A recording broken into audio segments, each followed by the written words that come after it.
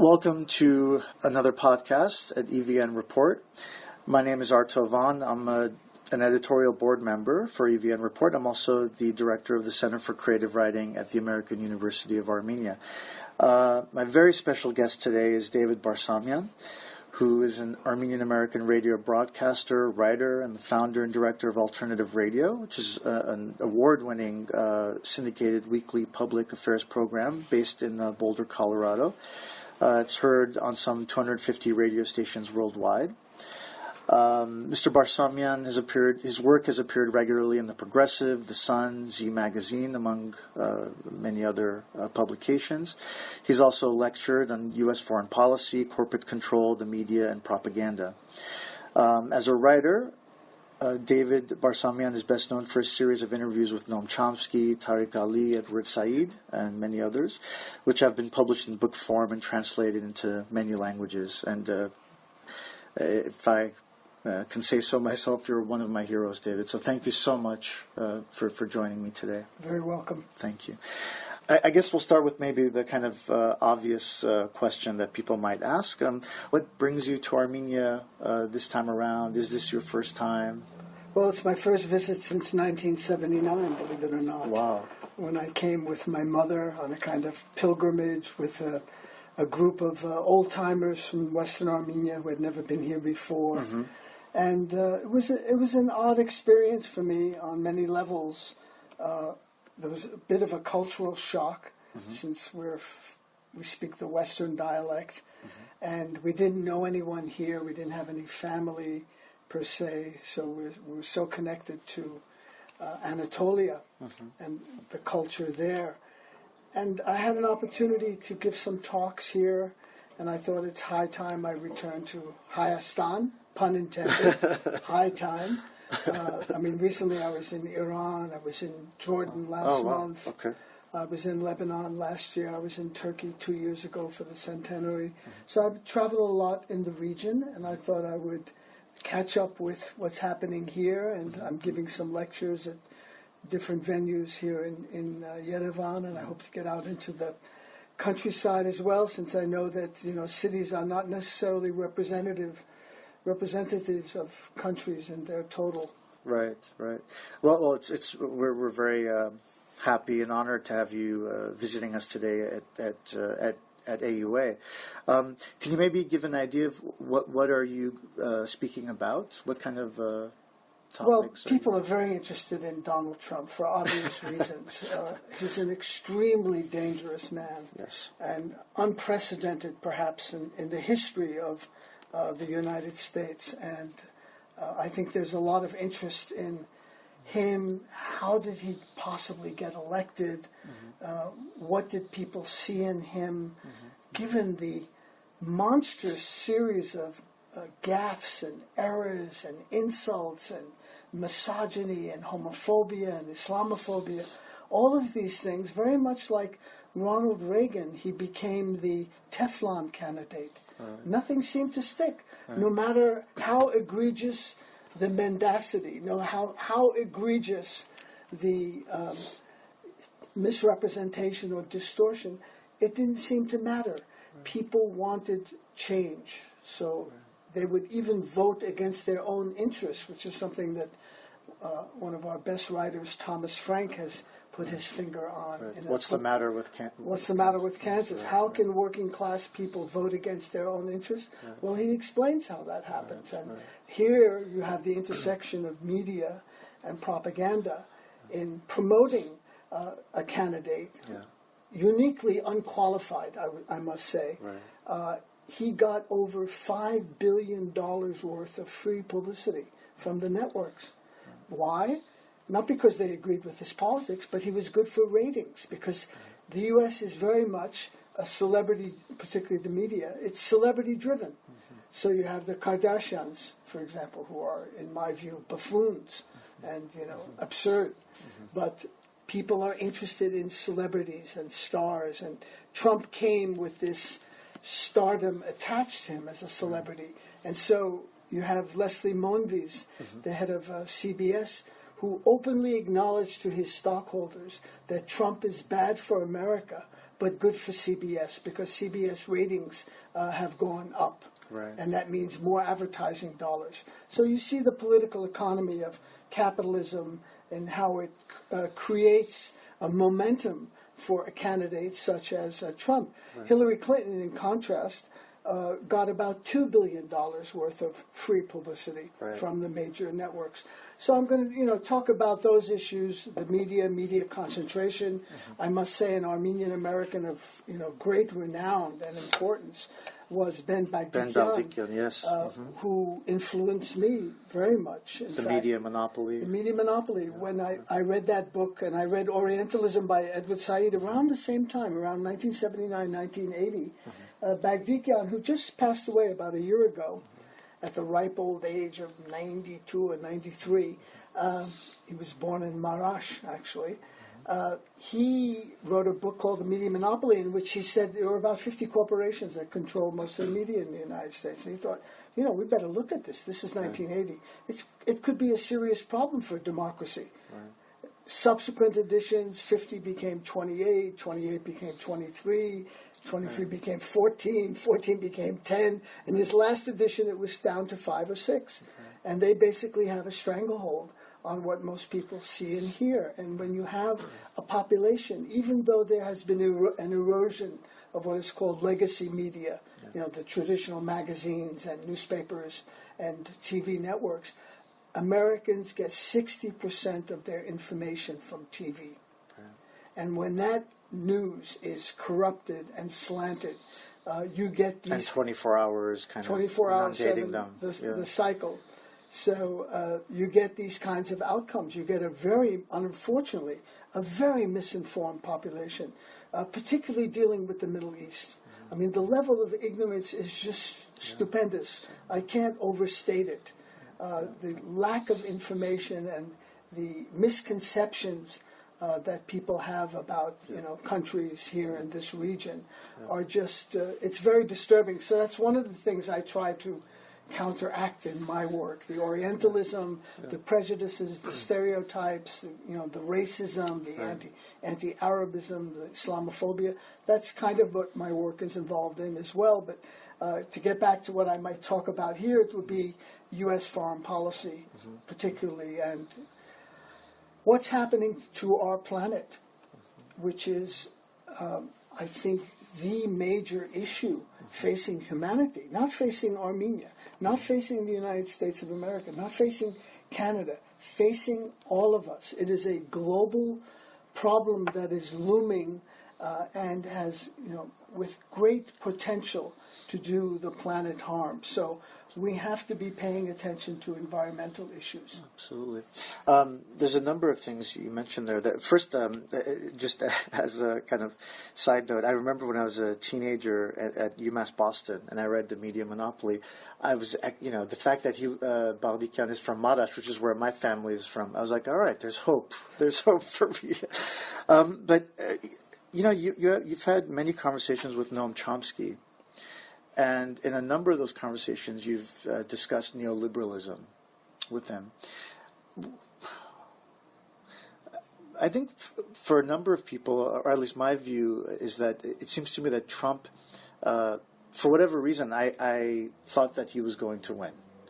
And my sense was that, he seems to be the kind of, of course, this is the decade after decade after decade. He is it's not like he just dropped out of the clear blue sky. The machinery, the system has kind of produced this ultimate embodiment of neoliberalist kind of, this whole post-truth...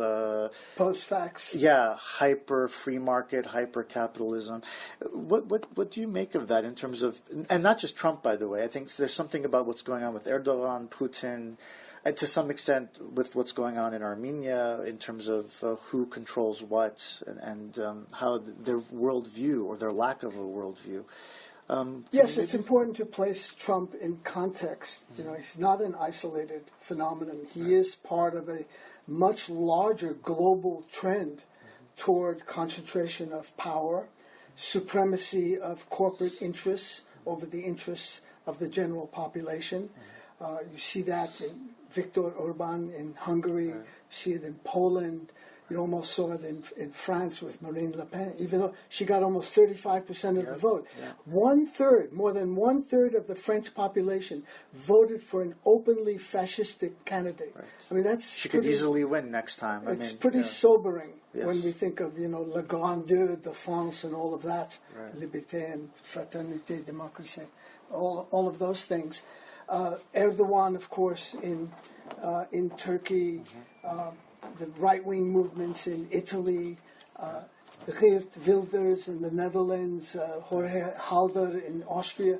In country after country, there has been a backlash against the ruling hegemonic neoliberal agenda, which in the United States starts with Jimmy Carter, incidentally, in the late 70s.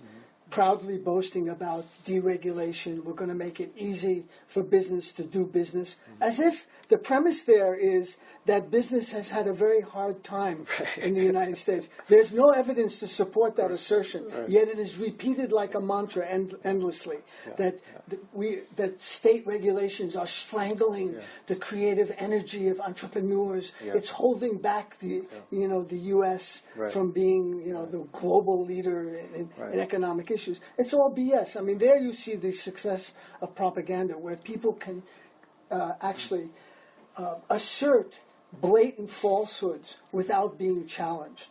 So that's embedded in these ideas, and that's one of the things that Bagdikian talked about, was also embedded ideas that are never challenged, never questioned, like the United States is promoting freedom and democracy around the world. That's an automatic assumption. Now, here and there they make mistakes, but the overall intention is benign and always positive and, crucially, altruistic. Or that Iran is, of course, our enemy and Saudi Arabia is, of course, our friend, but there's no discussion of why are those held to be truths. There's no discussion of why that is. So to take back, I think neoliberalism is very important to talk about that, because it has seen the greatest transfer of wealth from the lower and middle classes to the super rich. We've never seen this kind of transfer of power in the U.S. It's not just the U.S., it's in Europe, it's in Canada, other countries as well. There's privatization of public resources, there's cutting of taxes, cutting of regulation of corporations, and the state basically functioning 24/7 on behalf of corporations in the interest of the corporations and not of the people. It's prioritizing and privileging corporate power and corporate profits over people. And so I think, that has created a backlash. Now, what is unfortunate about this backlash is that it's incoherent. It has taken on racist overtones, because the demagogues like Trump, who's absolute demagogue, and others like him, have been successful in scapegoating others, blaming the people below you for your particular plight. So it's in the U.S. it's the Mexican immigrants, it's the Muslims, it's the Arabs. They're the reason you're suffering. They're the reason you're not earning as much as you were earning in 1975. Literally, what Americans were earning in the 1970s, it's prorated for inflation and all these other economic indices. It's about the same today. There has been no improvement in their basic standard of living. And now, with student debt at $1.5 trillion, you have a whole generation that is being asphyxiated. They're coming out of college. They have to find a job immediately. They can't take any time off. And what's often recommended is, travel, see the world, learn something, and then, find a job. They got to hit their nose to the grindstone immediately because they got this debt around their neck. It's like a Damocles sword.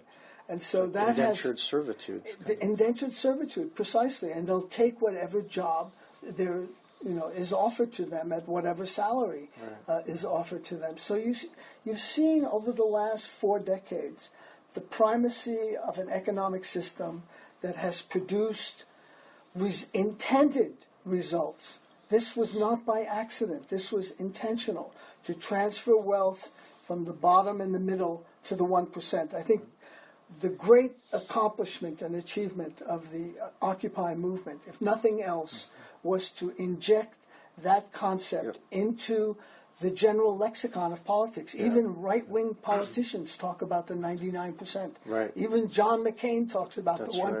That's right. That I think was an enormous lexical breakthrough. Absolutely. At least, and so we have to thank them. Now there are other movements in the U.S. that have developed, around 350.org and the environmental crisis, Black Lives Matter. There was a heroic resistance at Standing Rock, which brought together lots of disparate groups. And mind you, Native Americans, because they are the foremost colonized population inside the United States, they themselves are deeply divided. Right. It's not just Tashnag and Ramgavars. They've got like 200 tribes going in 200 different directions. Right. They came together around this issue, so it was important. Even though the pipeline is going to be built, it was important to see that unity and sense of purpose and something that can be built on for future resistance, because I think that's the way we're going now. It's about resistance. It's about protecting the few aspects of the social safety net that still exist, like Medicare, like Medicaid, like Social Security, like employment insurance, all of which are under tremendous attack from these right-wing ideologues. Right. If I can bring that back to the context in Armenia for a moment, what do you say to? So, for example, a country like Armenia, that's a struggling small state, low population, very high out migration. You have a lot of people here who. On the one hand, they might see some of the damage that these superpowers or these kinds of ideologues around the world might be doing, and yet I'm pretty sure that a lot of people in Armenia, they want to be like those countries. In other words, the very neoliberal policies that are wreaking havoc globally, these small struggling countries are still trying to mimic those very kinds of policies and cultures and countries and all the stuff that comes with that. And I find that in Armenia, that's a very hard discussion to have, because I think people no longer know what could possibly be an alternative to that. So we're, let's say, a small developing country. What else should we, striving for, right? These are the epitomes of wealth and modernization and so forth. What do you think about that kind of? It's a kind of paradoxical reality.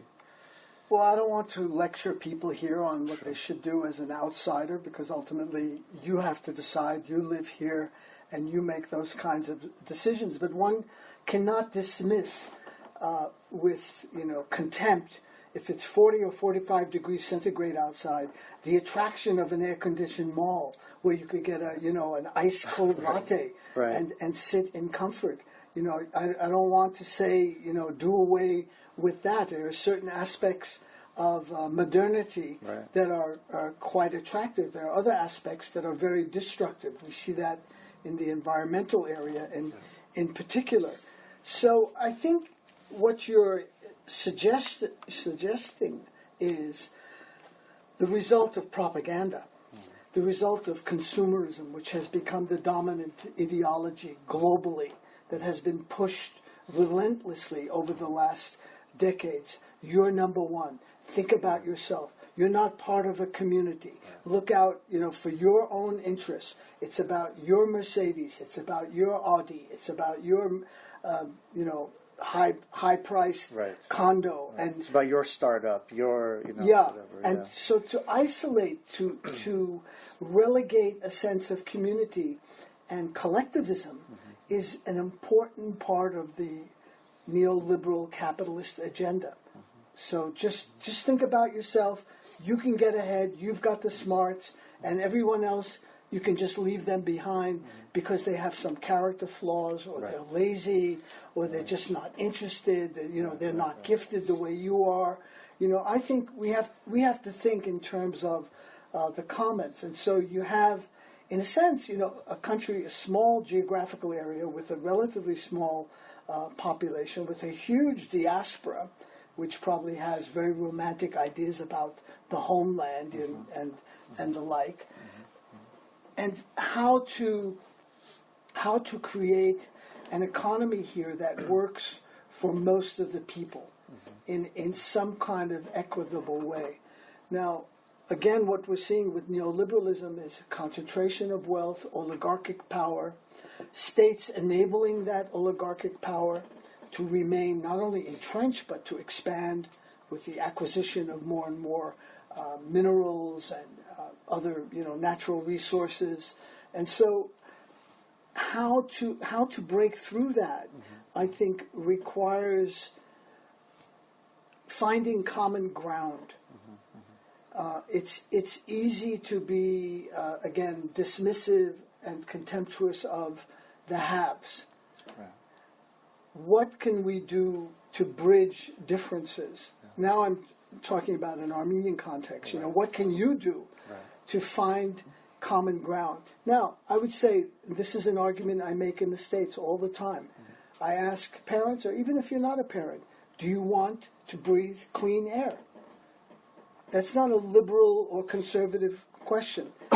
Overwhelmingly, the answer is yes. Right. Do you want your children to have nutritious, wholesome food? Or do you want them to eat food that's full of additives and all kinds of preservatives and GMOs? Answer universally, from the far left to the far right. Of course I want my child to have the best food. Of course I want my child to be able to play in parks that are clean and are well maintained, to go on hikes into forests on properly maintained trails and the like. That's where you can find an opening and commonality, and build upon that. So, starting with those issues and adopting a voice that is not superior. And unfortunately, the left historically has somehow marginalized itself by lecturing people.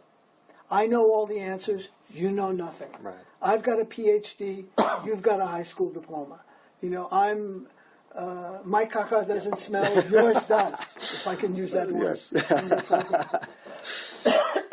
So finding a language that is embracing rather than adopts these superior airs, I think is very important. And on these issues in the United States, I find a great resonance. Yes. Now, when you're talking about redistribution of wealth, about the tax code and other issues, then you run into real resistance because of propaganda. But on issues of food and air and water and natural resources and the environment, we have to protect our home. Absolutely. Our home is under attack. If we see our planet as our mother, if someone is attacking your mother, as these corporations are, do you defend her or do you join the corporations? Of course you defend her. Yeah. It's a no-brainer, like the Americans say. Right. So I think that issue is the big wedge issue that we can open and make wider. Antonio Gramsci always talked about the things may seem to be a monolith, but you can find little cracks in that wall, and to find those cracks and open them. So, without boasting too much about my own background, I found this alternative radio in Boulder, Colorado. With I had no resources, nobody encouraged me, but I thought I could do it. There was an opening for that, and so I put energy into that space and made it wider. Yeah, that's what we're looking for. I think it's very interesting. I mean, there's a lot that I wanted to touch on. I think one of the things, and I think this is what you're if I'm hearing you correctly, for me it seems that there's when you say what do you want for your kids, I feel like it's a matter of compassion. What do we really value Humility, for example. I feel like this word, I don't hear it anywhere. And yet, I think it'd be really nice if more people, as you said, whether you have a PhD, whether you're rich, or whether, just a sense of some critical self-awareness, maybe a little bit, that also takes into account context. I think this is something, for example, I was thinking, as you were talking, I was thinking about a very specific example. Here, sometimes, let's say you'll get into a taxi, and you might have a taxi driver who, the guy was maybe an engineer in the Soviet period, he's a physicist, he was a musician, whatever it is, he's driving a taxi now. So there might be some discussion about where are you from, why the hell did you move here, things like this. And they might complain about the powers that be in Armenia, let's say oligarchs and so forth. But oftentimes, I would say 9 out of 10, one of the last things they'll say before you get out of that taxi, they'll say, what can we do? It is what it is. If you can do what that guy did, then you do it, right? So, and to me, that's such... It kind defeatism. Well, it also, to me, it sums up a lot of what people like Thomas Frank, yourself, so many people are talking about and thinking about. That on the one hand, I can see, right, I'm pointing out the problems of this oligarch. I'm pointing out the problems of the system. But within my observation, I'm completely missing, I'm overvaluing that oligarch's power and wealth, because I'm placing intrinsic value. I'm saying they must intrinsically be a better person, or they must be better than me. They're just a better, stronger, more intelligent human being. If I could do it, then I would do it. And to me, it almost goes back to what Fitzgerald, right? It's what the quote that he, I think it's from Great Gatsby. Americans are temporarily broke millionaires, kind of. I don't remember which piece that's from, but that idea that it sounds like Gatsby. Yeah, that idea that I'm going to complain about the oligarch, but just when I might get to the point of some true self-reflection, or maybe hey, I'm talking to this other person, maybe we can do something together about this problem. Instead, right before I get to that moment of, let's say, awakening or enlightenment or true awareness and the possibility of change, I'm going to stop myself and say, well, it is what it is. If you can do it, you go and do it. And to me, that's really such a sinister... That's another... Well, it's cynical. Cynical, but it's also sinister. I feel like that's the way liberalism keeps... It immobilizes people. Yeah. And what we need to do, if I can use the collective we, is to empower people. To give them... Again, I don't want to sound like a patriarch here, but give them the tools, show them the openings that exist where change is possible. I mean, historically, change has never come easy. I mean, that's the wonderful quote from Frederick Douglass, African-American freedom fighter in the 1850s, talking about power concedes nothing without a demand. It never has and it never will. If we're going to sit around and wait for the oligarchs to say, oligarchy is a sin. Right. Concentration of power and wealth is not good. I'm going to, disseminate my wealth and give it out. Right. That's never going to happen. Right. They have to be forced, because of pressure from the people. Pressure from below. That's how social change has always happened in the United States. I suspect it's the same way here. It comes from the bottom up. And we've got to get off of Facebook and into the face of people with power and make them uncomfortable. We've got to make noise in the streets. That's interesting what you're saying, because I think that's another thing that maybe in a place like Armenia that has such a small population. And not just, but like you were saying earlier about the cities not being completely representative of the whole country, Armenia, I think, is a blazing example of that. I mean, it's a beautiful little, the Pokrtgentron, as they say, the downtown of Yerevan, is such a lovely place. And yet, 5 minutes out, 10 minutes out, the rest of the country is a completely different situation. I mean, here, that grassroots movement here seems to, that's a problem everywhere. It's not easy to mobilize and to inspire people or to get people collectively on the same page, energized, as it were. What do you think? I mean, what are some, and yet, there's so many young people, for example, at AUA, at other institutions in Armenia, when you talk to people under 25, as hopefully I'm sure you've interacted with so far while you're here, they're amazing, a lot of them.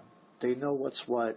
They're very awake. They're very energetic. They're very passionate. They're a little more nuanced so that they can say things like, America has all these wonderful things, but, there's also some things that are not so great. Russia has some good stuff. There's some good things in our relationship, but, there's other things that aren't good. And yet, almost every summer, Armenia, it's kind of become like a running joke now. There was the Electric Yerevan movement a few summers ago. Last summer, there was the takeover of the police station. And these have all been very important movements in their context in when they happen. And yet, they come and go, and nothing ever, or nothing seems to come. Structurally, nothing changes. Yeah. Is there something, to these especially to these young people who I think are so often despondent, which is why so many of them do end up leaving Armenia. Is there something practical? Is there something, like what can they do when they, on the practical level, if someone's young in Armenia and they care and they want to make some kind of change, what would you say? Capitalism has created a system in which people are atomized, they're separated, and it encourages that separation. It encourages hyper-individualism. As I mentioned earlier, look out for yourself. You're number one. Don't worry about anyone else. You get ahead. You leave people behind. That's because they have some character defect. Finding kindred spirits, I think, is really important. So there you go to the need for organization. Not just one-offs, not just a spontaneous action if there's some, let's say, police activity which is illegal or immoral, and then they disappear after that. Is to sustain resistance is difficult. And that's why I think organizations historically have played a role to keep the pressure on. I think we've seen that. I've certainly seen it in the U.S. with the anti-war movement, environmental movement, civil rights movement, started with really no advantages. And in fact, a lot of disadvantages. I mean, at almost every level of power was against African Americans. On the local level, the sheriff, the local police, state legislature, the federal government itself, the executive, the Supreme Court, all of these institutions were against African Americans. Yet people organized in the face of that kind of oppression and kept the heat on. Right. But what power wants to do is to deflect that heat, to throw crumbs at people and say, yeah, okay, we heard your cry, now here's some crumbs. Meanwhile, they still own the bakery, they control the sugar, they control the milk, the flour, everything that goes into bread making is controlled by them, the barley, the rye, all the different grains that go into making. So we've got to think in a large scale and not succumb to cynicism. I think that is so disabling. And it's so easy to fall into that trap of saying, "What's the use? Right. Game's over. Right. I'll move to Canada, or I'll do something, right. Like that." Right. Finding people who you feel you may not agree with them 100%. This goes back to this thing of finding common ground. Mm-hmm. But there's enough that you agree with. Mm-hmm. That there's enough inequality, let's say, in the economic system here in Armenia that rankles people, and that should be an organizing principle in terms of resistance. How to change the inequality into greater equality. Right. I mean, there's a good deal of wealth here, yes. But it's concentrated. Yes. And so how to disseminate that wealth so that people can enjoy. There's a saying in Hindi that we're only here for 4 days. 4 is an insignificant number in kind of the Indian culture and parlance. It's like nothing. You know, like like in the States they say 2 cents. Right. Here in India it's like 4. In Pakistan also they say 4 cents. Right. So we're only here for 4 days, and then there's a dark night. So we're here on this planet for a very short visit, 60, 70, 80 years maybe, and then we're gone. What are we going to do during that time to make it a better place, to live with dignity and self-respect? I think that's the challenge of being human.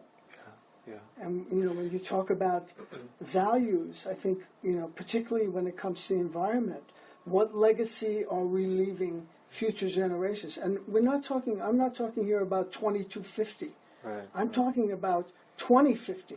I'm talking about 2040. Within decades, there are going to be environmental eruptions, heretofore unseen, with rising temperatures and sea levels rising and the like. There's going to be, you know, hell to pay on Earth, you know, unless we take immediate action. And now, of course, we have a regime in Washington, and I use that word advisedly, a regime in Washington that denies that climate change is happening and denies the demands of its own population.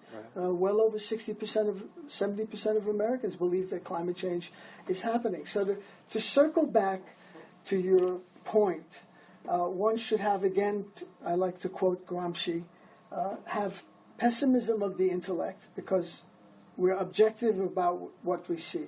We see oligarchic power, we see concentration of wealth, we see in the United States a military-industrial complex that dominates the economy and leads to a very aggressive, militant U.S. foreign policy based on intervention, either direct military intervention or economic intervention, sanctions against Iran, sanctions against Cuba, etc.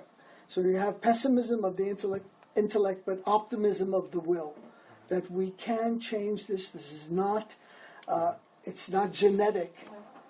It can be challenged and it can change. And I think that's the hope we maintain, that I maintain and try and project for the future. It reminds me of, I think it was Desmond Tutu. There's that wonderful show with Krista Tippett, On Being, I think it's called. And she had put a segment before their interview where they're just chatting. And she said, you know, you're such a hero to me. But I've always wondered, how do you, in the face of all that hardship and hatred, how do you stay so, you're always smiling and seem so radiant. And he said, how do you stay so optimistic? He said, I'm not optimistic. He said, I'm a prisoner of hope. Uh-huh. And I think that's very similar, I think, to what, you know, that one can be skeptical, let's say, or one can be critical, but that has nothing to do with being negative or without hope for the future.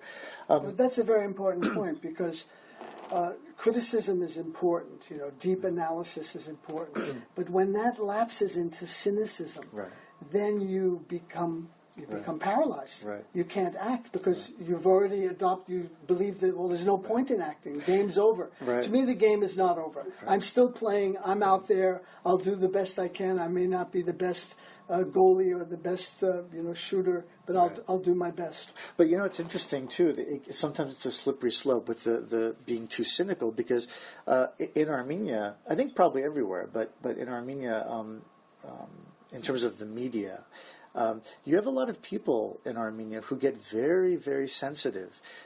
They feel that, you know, there's not enough positive stories that come out of Armenia. There isn't enough of a positive narrative. Everything is very everything is mostly kind of criticizing and complaining and being cynical.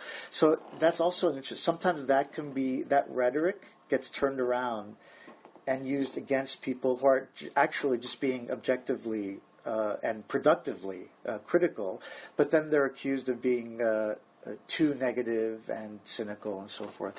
One thing, I want to switch gears a little bit. In Armenia, there are certain circles who bring up Israel a lot as a kind of example. Armenia should be following the example of Israel. You mean become an apartheid state? Well, So yeah, that's I see. Okay. well, That's no. an option. What they say is this is their point. They say, of course, we don't agree with those occupation. There are certain things Israel is doing that, of course, we don't agree with. And yet, we have to look to Israel for all the amazing things they're doing with high tech, all the things they're doing with the Jewish diaspora, the way they engage with the Jewish diaspora, and all these kinds of things. I find that to be incredibly problematic and full of all kinds of cognitive dissonance. How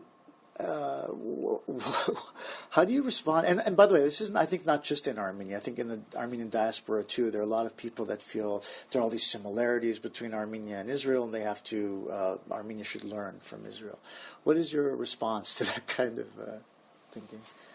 Well, yes, there are some similarities. The background of pogroms, massacres, and genocide. And maybe there's also a similarity in privileging one suffering over another and quantifying pain. My pain is greater than yours, so therefore I can do X, Y, and Z. I have to reject that on moral grounds. I don't, if anything, and Edward Said talks about this quite a bit, in terms of Israel and the Jewish people, the Jewish diaspora, to expect perhaps even more from people who have suffered. That would be more the normative kind of expectation. But what we find is that suffering has been commodified. It has become a raison d'etre, in the case of Israel, for a state to behave horribly toward the indigenous Palestinian population, to expel them, to engage in ethnic cleansing. You have preventative detention, something you before this interview we were talking about holding people without trial in their thousands, by the way, in jails with no human rights. And so Israel has, because of support from Washington. Washington is the great enabler. None of the Israeli policies could be enacted. The annexation of land, the stealing of water, the destruction of thousands of olive trees, which are not only symbolic to the Palestinians, they're actually a source of their economic well-being, olive oil and olives. All of those things are enabled by very myopic policies carried out by Washington, which has given Israel, almost since its inception, unrelenting diplomatic, military, and economic support. Israel is largely isolated from other countries in the region. Yes, it did sign a peace treaty with Jordan in 1994 and with Egypt in 1979. Other than those two countries, there's no diplomatic relations. Yes, they have built up a high-tech industry. Yes, they have a very influential and fairly well-off diaspora, which pours a lot of money back into Israel to generate capital for those new high-tech industries. Now, could the Armenians emulate that aspect of it? I think very definitely yes, but not at the expense of being a tyrannical, dictatorial state that is, basically pounding the Palestinians into dust. Right. In some ways, that ties into, I think a lot of it, when this comes up, it leads to something else that is very problematic, where a lot of Armenians in Armenia or in the diaspora will always say something like, it is what it is. That's all, what you just said is all true, but you know what? This is the real world, real politique. Armenia is a tiny, struggling country. People need to put food on the table. We're stuck between Russia and the West, and so we have to do what we have to, things like that. And my answer is always that, if it is what it is, then I guess, it was what it was during the Armenian genocide, or maybe women shouldn't, it was what it was, right? Why should women vote? That just is what it is. Or there was slavery. Slavery, it is what it is. That's just, to me, just such a, it's the pinnacle of, again, as what you said, like, I'm going to focus on myself in a way, in this case, in a more nationalistic sense. I'm going to focus on myself, and to hell with whatever else kind of thing. And I find that, especially in a tiny country, somewhere like the United States, let's say, where that also can be a problem. But, when you have such a huge population and you have many, many, many years of entrenched institutions and, there's all this. In Armenia, I find this to be a problem because those very young people that I mentioned earlier, it kind of cuts them off at the knee. For example, another thing here is some people lately have been talking about, these oligarchs, maybe it'll be like the United States, where Ford, Carnegie, they were kind of terrible and brutal, but then their descendants, they created the Carnegie Foundation, the Ford Foundation. They did all these wonderful charitable things, and that's that'll start happening in Armenia as well. Which is again just another way for me. That's another way of saying, so let's not rock the boat. Let's not disrupt our own comfort or the It's a status formula quo. for the status quo. Yes. Yeah. And so therefore you find people arguing that, and I totally reject it is what it is type of mentality. I think that's just utter defeatism, and it preempts the possibility for genuine social change, and will lead, I think, to very negative outcomes. Yeah. But all of the post-Soviet states have certain common features, in that corruption is rampant, there's concentration of power, there's oligarchy. You find this throughout Tajikistan, Kazakhstan, all of these post-Soviet states, and I venture to guess in Russia itself. Problems of democratic governance, the notion of, to use a Turkish word, a pasha, some leader at the top, that's going to enlighten the people but actually he's enlightening his wallet with money, derived from backroom deals and under the table, bribes and the like.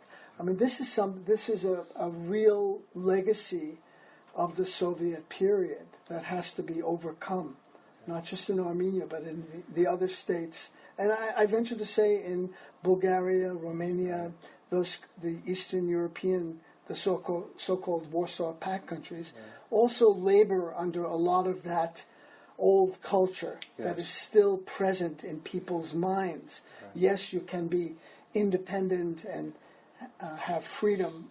I could define those words if you want. Right. But you've not decolonized your mind. Right. The mind remains the same. So there's this wonderful Kenyan writer that wrote a book called Decolonizing the Mind. Ngugi wa Thiong'o is his name. He teaches in California now, incidentally. He's right up there with Memi and Fanon and other great post-colonial critics and thinkers, Cabral and others. And so decolonizing the mind, not accepting colonial status, you've got thinking outside the box, thinking creatively. 2 and 2 is still 4. Right. But how can it be presented in ways that are innovative that still end up with 4, but maybe 3 plus 1, 3.9 plus 1.10%, something like that.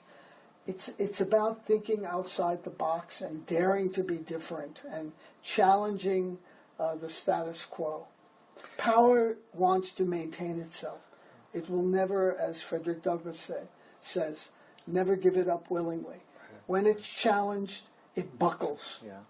And we've seen historically great changes from 1917 in Russia, 1789 in France. I mean, even the collapse of the Soviet Union, if you think about it, extraordinary.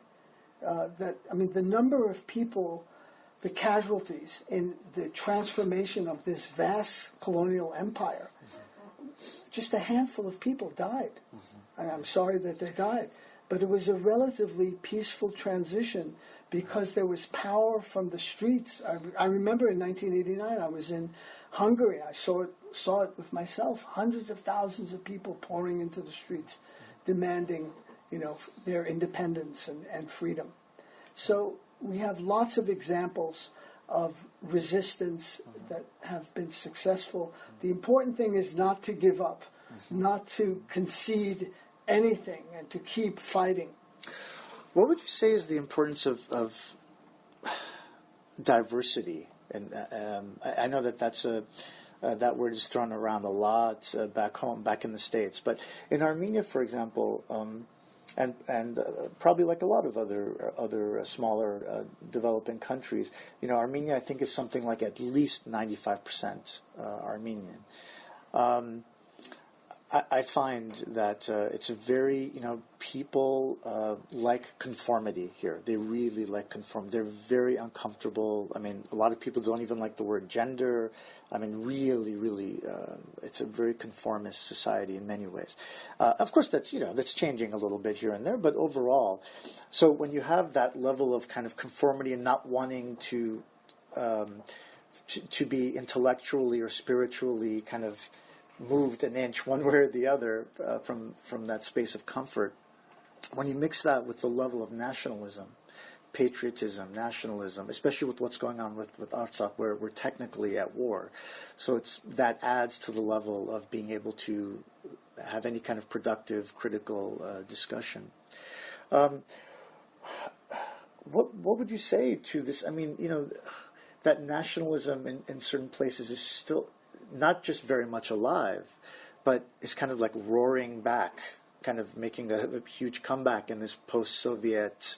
Trump's agenda is nationalistic. Right. America first. That's right. What could be more nationalistic than that? Yeah, that's right. Little does he know, because he's so ignorant, that America first is a slogan from a pro-Nazi party in the United States in the 1930s, led by Charles Lindbergh, among others. Yeah. But nationalism is in resurgence as one of the responses to economic inequality.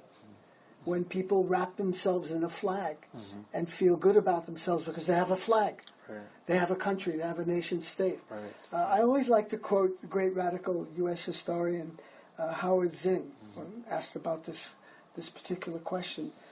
He said that I always love my country, but the government when it deserves it.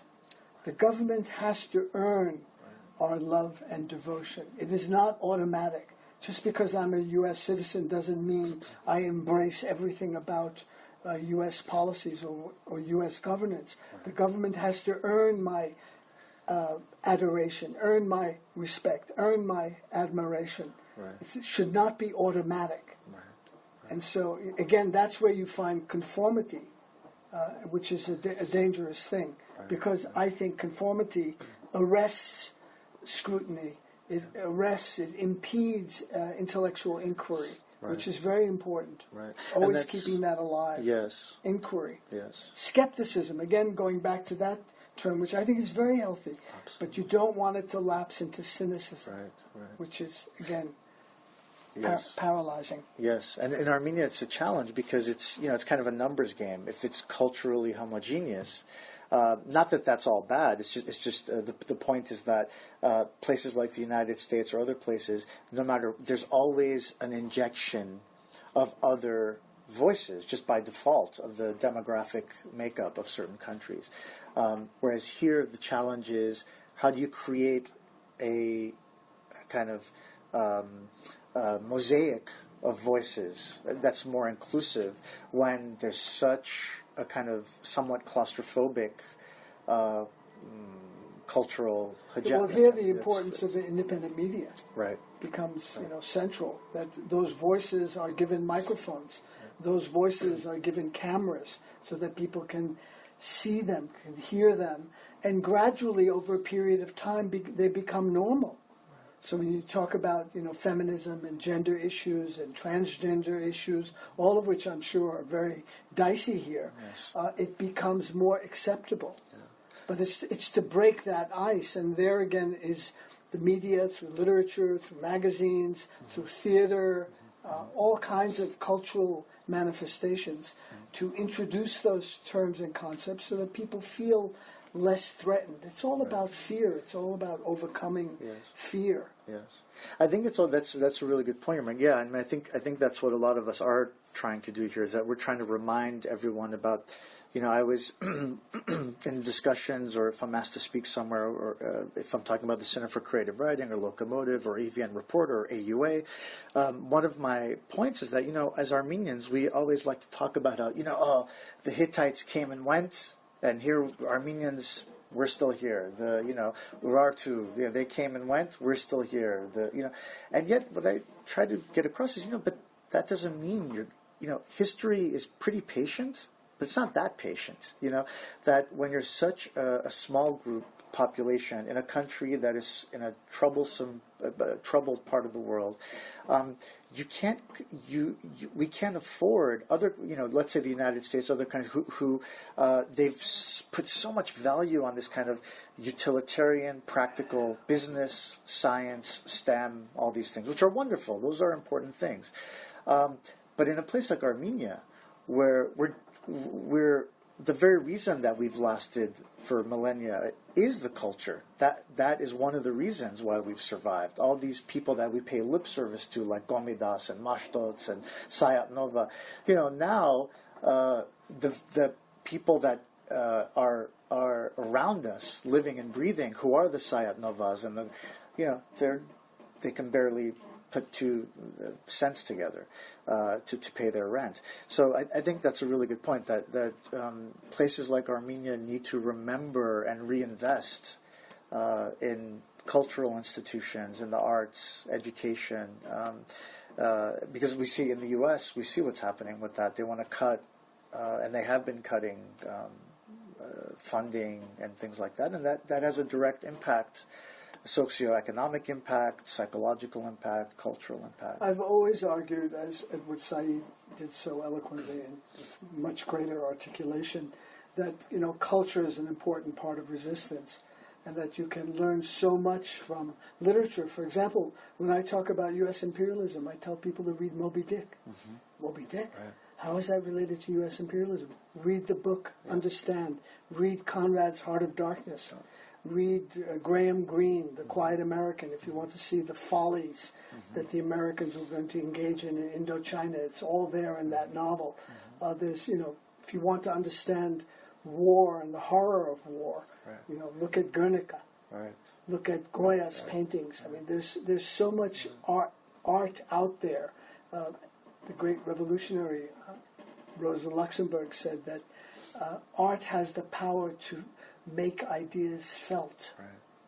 Right. So it's through art that we can express other ideas that generate enthusiasm, generate understanding, and generate beauty. Right. As Keith said, a thing of beauty is a joy forever. Right. So finding those precious nuggets and shining them is really important. So a people can find expression through culture, through music, through dance, through theater, through poetry, through literature, to nonfiction, all very, very important parts of resistance and cultural life. And that is how cultures survive. Right.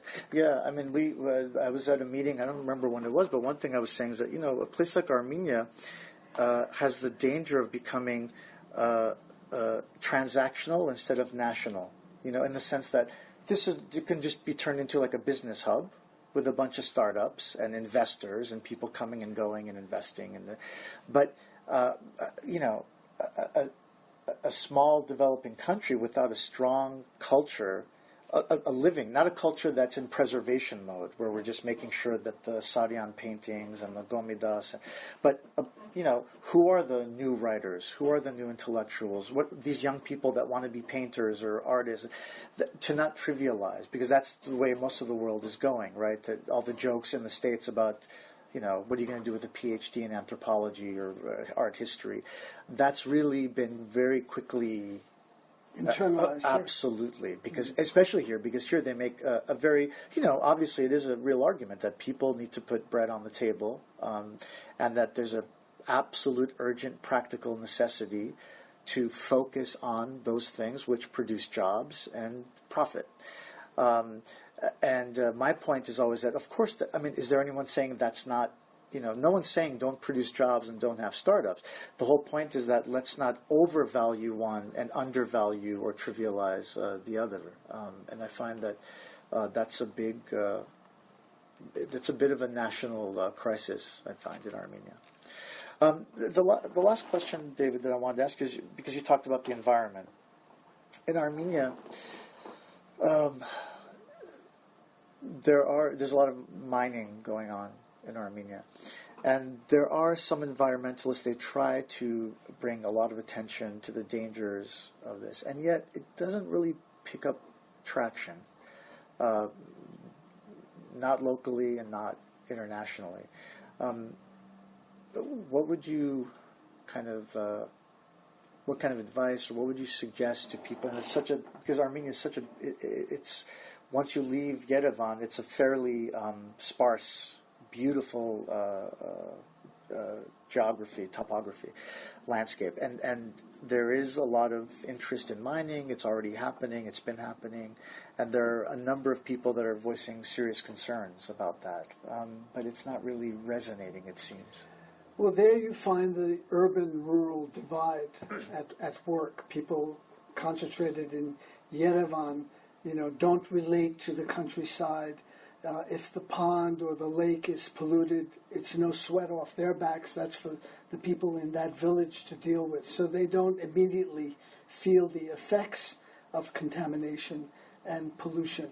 But this question of mining is something I'm very interested in, because there's extensive mining going on in North America. Canada, incidentally, is the leading mining power in the world. I mean, they have. When I was in Canada recently, I learned that 75% of the major corporations in the world involved in mining have their headquarters in Canada. So I think, but to jump back to Armenia, we cannot separate ourselves from Mother Nature. And I think what has happened is that nature is something out there for the urban person. This is true in the United States too. You go there, you bike there, you have a picnic, you go on a hike. It's something you enjoy, and then you go back to your condo or to your apartment in the big city where there's lots of noise and traffic and congestion and all of that. So people are often detached from nature. It's something, it's out there, it's remote, it's quite nice, we're glad it's there, but we don't live there. Right.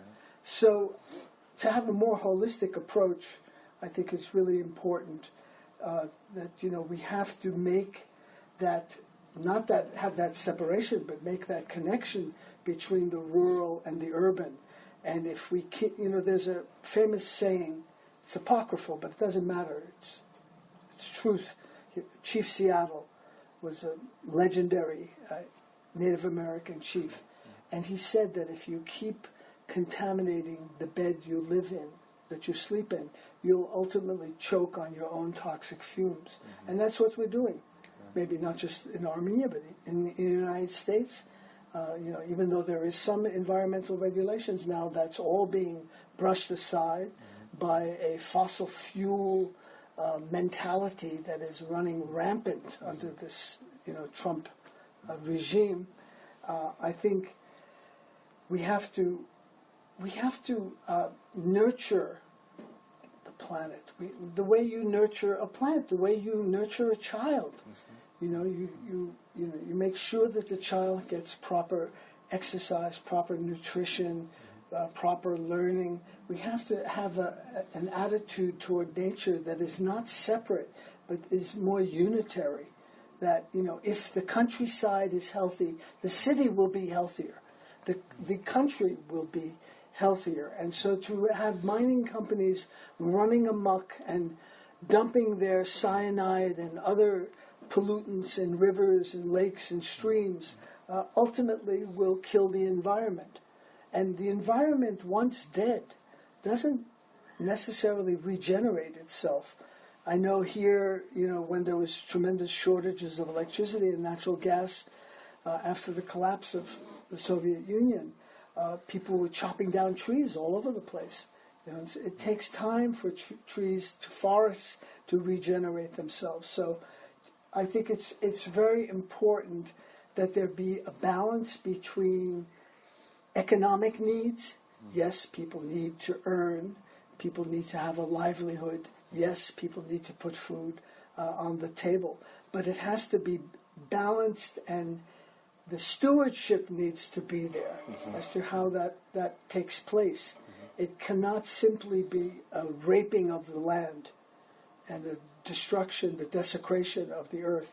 It has to be done in a way that's sustainable, that, where renewable resources can be used. Now, here in Armenia, you have a lot of sunshine, maybe 250 days of sunshine during the year. Why not harness solar power? Why not harness wind power, sustainable alternatives to fossil fuel and other types of, greenhouse gas emissions? That's, I think, the major challenge humanity is facing, not just Armenia. Sure. So connecting, think, as we always say, in the States, think globally but act locally. That's where you have the impact, is here in your country, in Armenia. Yes, please be aware of what's happening in Europe and Russia and China and Japan and the United States. Think what's happening regionally here in the Caucasus and the Middle East. But ultimately, you have to act here in your own neighborhood, and finding things that you can do locally and practically will have an impact.